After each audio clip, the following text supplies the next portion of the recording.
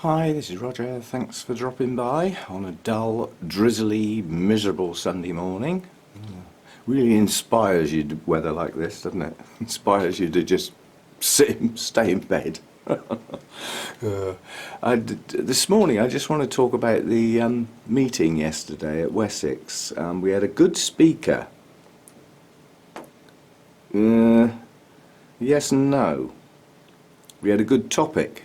Growing orchids in the home, and I was, really wanting to listen to this because that's the talk I've got to do on Tuesday, basically. Except I'm aiming at non-orchid people, whereas this was an Orchid Society talk. So you can reasonably assume that everybody in the room grows some orchids, generally speaking, and some grow lots, and some are many and varied. So a wide range of an audience, basically. So anyway, the guy started off very well, and he started off by saying, if you've got any questions, just stick your hand up and we'll deal with them straight away, because if I don't deal with them straight away, you'll forget what your question was by the end. Well, my opinion on that is, if you've forgotten it by the end of the talk, it can't have been that important, can it? Or take notes, do something about it. But anyway, for me, that was a big mistake. Questions started coming in that were very valid questions, yes, but they were not relevant to that talk. So that's what I call sidetracking. And some of that sidetracking got really bad, to such an extent, I'll wind on a couple of minutes because I don't want to bore you on this, but the talk didn't end. The time ran out and the guy said, I'm nowhere near finished. Well, that's because you sidetrack so much.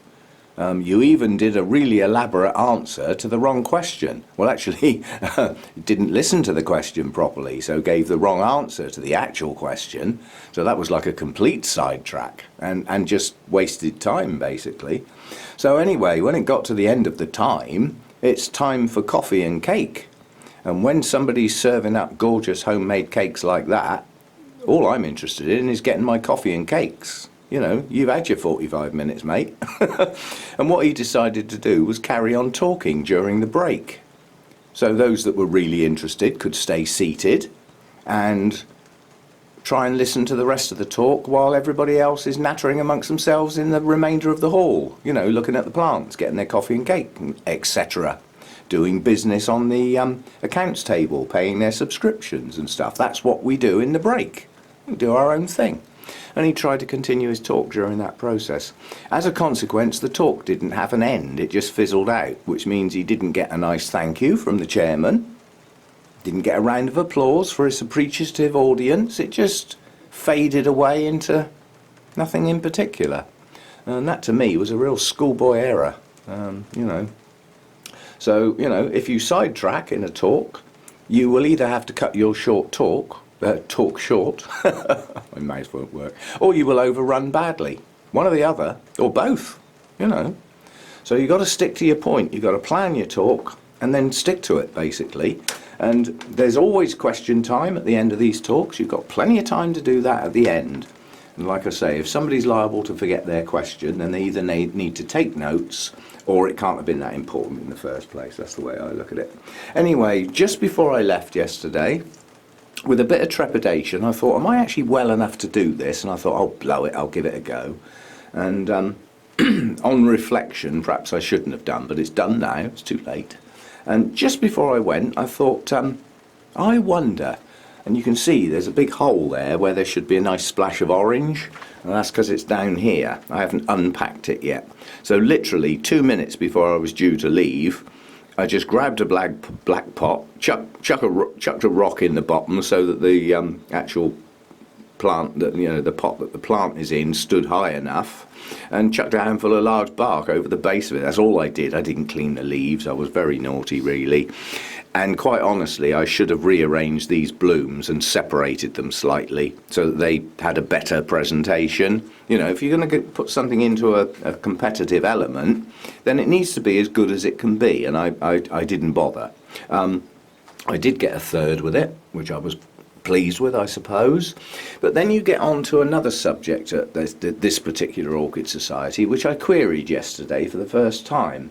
I first of all wanted to establish that I definitely had the rules right, that you can only put one plant in the competition, and that was confirmed.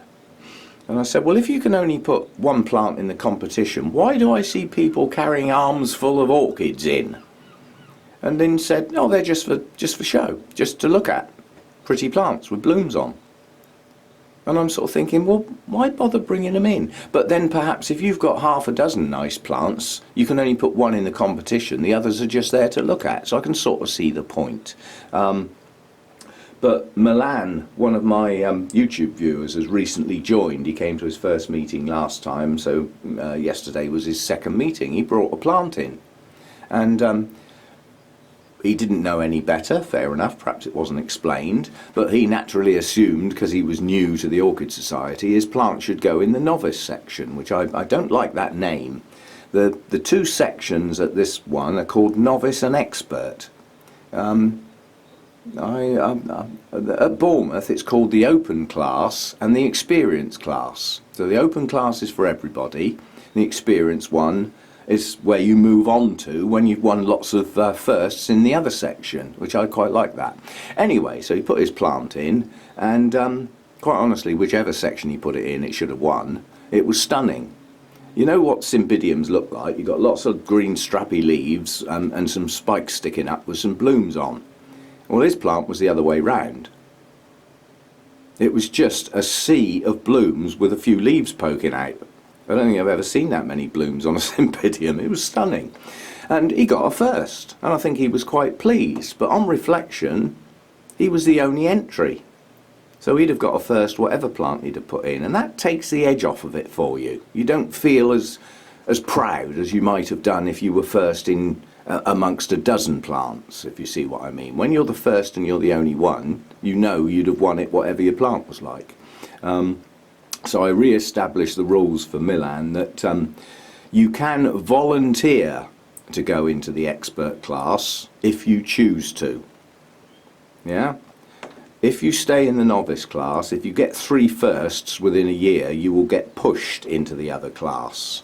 And also, if you put a plant in a show and you get a first in a section at the show, you will get pushed into that class. But you can volunteer to go in it, and I said, if you're going to start bringing plants like that in, then you ought to be in the other class. But, you know, you're coming back to this one, you know, that got third. It got third out of 4. You know, if it got third out of 20, that's quite good going, but third out of 4 is not that good, is it? You know, you could look at it the other way and say it was, you know, second from bottom.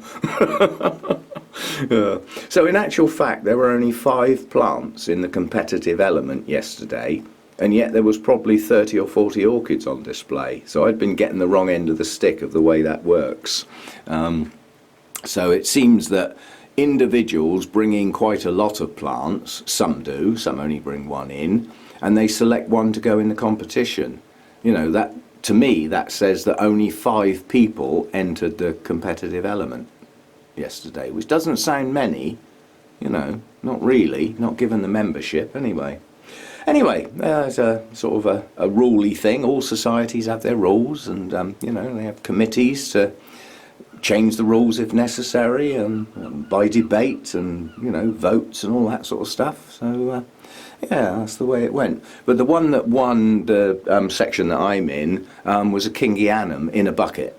Now, I'm not kidding you, it was in a bucket, well over a foot across the top, and the canes were so jammed together on that plant you couldn't have got a finger between the canes. Probably 150 to 200 actual canes on the plant, and they were all in full bloom. You know, I mean, that must have been a 30 or 40-year-old plant, I'd have thought, because I know Kingianums, if grown well, can be quite vigorous, but that must have taken a long time and a lot of good looking after to get a plant like that. So well deserved first there. It was an absolute cracker. And along with Milan Cymbidium, which also was an absolute cracker. So, you know, there were some pretty top quality plants in there. And there were plants of equal quality that didn't even go on the competitive tables. You know, that's just how it goes sometimes. I would imagine they came from people that had already put one in the competition, so these were the looking at ones. So yeah, but Yeah, when somebody's still continuing their talk and somebody's offering homemade coffee cake, lovely moist sponge coffee cake with icing on the top and whole walnuts sat on the top, and you've got a dry tickly throat that needs a drink, I know where my loyalties are. I'm up in the queue for the cake and the coffee, mate. Yeah. So if you ever do a talk, get your timing right, and don't let yourself get distracted to anything other than the very slightest thing. It's somebody puts their hand up and asks a question and you can answer it in one word or one short sentence, fair enough. But if it needs a chat, it should be done at the end, not in the middle. Because it puts everybody else off their stroke. When there's a flow to a talk and it suddenly sidetracks, everybody else in the audience has been sidetracked as well. And even though that bit might be interesting, it's not part of the flow. So, I personally, I thought that was a mistake on the guy's part. Nonetheless, it was thoroughly enjoyable. The talk was still good, and even though it was still going on while I was having me coffee and cake. Anyway, I'm going to keep this short because on the thought of should I have gone yesterday, on reflection, I don't think I should. It's an hour's drive, or not far off an hour each way, getting in a cold car twice. And then sitting and listening to a talk's okay, that's energy level 0, just a bit of concentration. But then there's all the chatting and stuff that goes on at these sort of meetings. And when I got home, I was very tired, and I shouldn't have been. I hadn't really done a lot. So I think the energy levels are still low, and I still need to take care and don't go mad. Don't try and do too much. I need to do this talk on Tuesday. It's Sunday today. So I'm not doing any watering today. I've got a little bit of watering to do tomorrow. But then I've got to go to a friend's house and collect all the plants for that talk Tuesday evening. That's another trip out.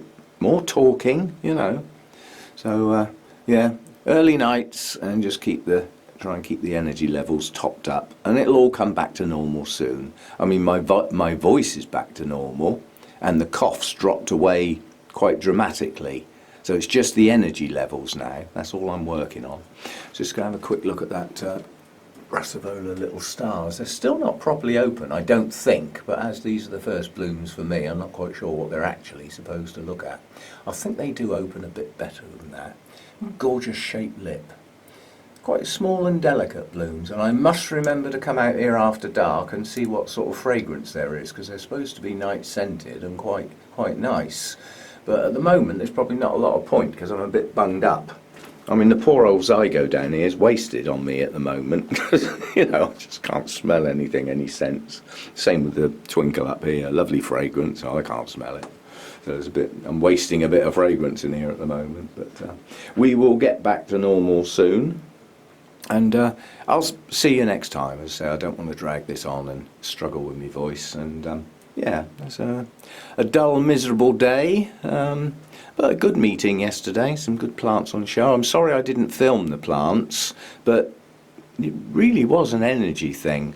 I took the camera and I just didn't pick it up. I just left it on my seat. I was just trying to do as little as possible, basically. There'll be other meetings, there'll be other chances. And most meetings I do film, so I don't miss too many. So we'll see how it goes. The next meeting that I'll be going to is the Bournemouth Orchid Society, where I've got to do my other talk, my big talk. And that's not long. That's only, what is it? Is it today? Sunday. It's not this coming Friday, the one after, I think. It's the last Friday of the month, anyway. So coming soon. I need to be ready for that, because that's a high energy talk, that one. And I doubt if I'll be able to film that day because I've got to do coach trip stuff, I've got to do the talk, I've got to set my own flipping kit up, and so I don't know whether I'll have time to film, but I will try and make time because I usually film in the break. I dash upstairs, and I can dash, whereas a lot of people can't dash. They take 5 minutes to get up the flipping staircase to get their coffee. So if I can get up the front of the queue and get me coffee and biscuits and get back downstairs, I should be able to film whatever's there, but we'll see how we go. I do like to film the tables when people have troubled to bring in their plants, I quite like to record them. And it makes for quite a nice video that's a bit different from my point of view and my channel's point of view, because it's a music one. I don't normally have music on my videos, but obviously I need something when there's no soundtrack. So if I left the soundtrack on, it's just hubble and bubble of random sort of noises around the room, which doesn't go down too well. Anyway, I'll see you next time. That's my Sunday morning chat, and at least the croaks have virtually gone. I'll see you next time.